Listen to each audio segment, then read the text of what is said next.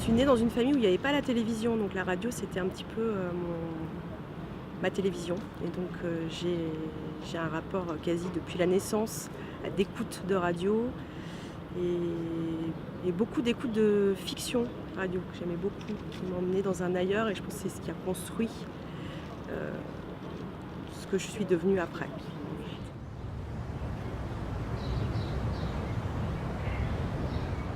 Donc, je suis artiste sonore et il se trouve que je fais de la création quelque chose de l'ordre de la création radiophonique en permanence dans mes créations qui se jouent en performance et en live. Et où depuis 4-5 ans, je suis plutôt où j'ai des extraits d'interviews, du son qui va créer le paysage. Voilà, il y a une histoire qui se crée entre le documentaire, la fiction et la performance. Donc ça, c'est mon rapport personnel dans le travail. Après, mon rapport en écoute de création radio, j'en écoute beaucoup.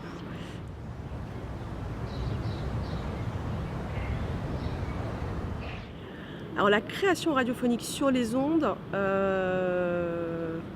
j'ai l'impression qu'il y a, en tout cas en France, a un petit peu de mal à suivre le mouvement qui se passe maintenant avec justement le podcast et toute la liberté qu'on a nous en tant que créateurs de montrer. On n'a plus vraiment besoin d'avoir tous les moyens. D'une part, les outils sont beaucoup moins chers. On peut avoir un studio chez soi pour pas grand-chose, on peut avoir des micros pour pas grand-chose. Et puis on peut diffuser nos créations sur Internet. Donc ça, c'est pour moi une évolution j'ai pas l'impression que la radio plus traditionnelle est suivie.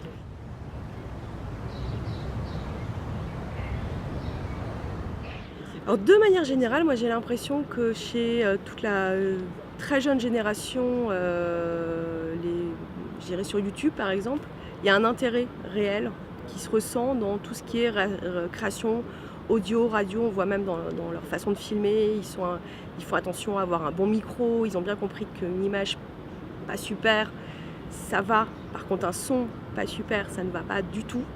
Et que dans ces cas-là, on perd son auditoire.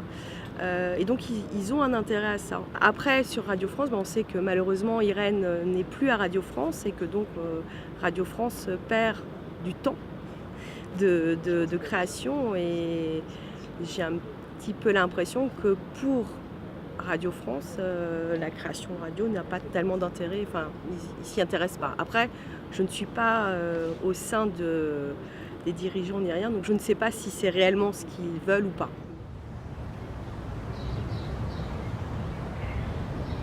Alors moi ce que je trouve assez extraordinaire, c'est qu'on puisse écouter et surtout qu'on puisse avoir le jury qui est ouvert et qui fait des retours, parce que ça c'est quand même assez rare enfin, je n'ai pas participé à beaucoup de concours radio, mais j'ai l'impression que les délibérations, et on n'a pas beaucoup de retours, mais comme dans beaucoup de concours en France où c'est rare finalement quand on a un retour.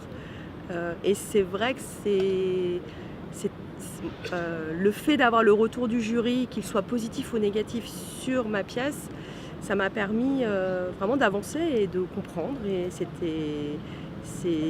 c'est quelque chose que je trouve très très important, de ce temps réel d'écoute. Et puis ça permet de rencontrer plein de gens, d'écouter plein d'œuvres qui viennent du monde entier.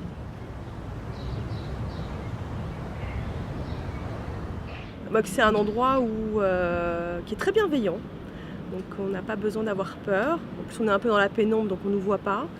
Et puis les gens de la radio sont plutôt, et de l'art, du son, sont plutôt des gens, des personnes assez bienveillantes, assez à l'écoute, parce que c'est notre métier. Donc même si on n'y connaît rien, même si on s'y intéresse juste, c'est un endroit où on peut rencontrer beaucoup de personnes qui peuvent nous aider, peuvent répondre aux questions dans les moments de pause. Et puis dans les moments d'écoute, ça permet d'écouter énormément de choses très diverses. Et pas seulement justement de la création qu'on peut entendre sur les ondes, mais aussi des choses très expérimentales. Et ça, je pense que c'est important parce que ça ouvre un large panel de ce qui peut se faire en art sonore et en art radio.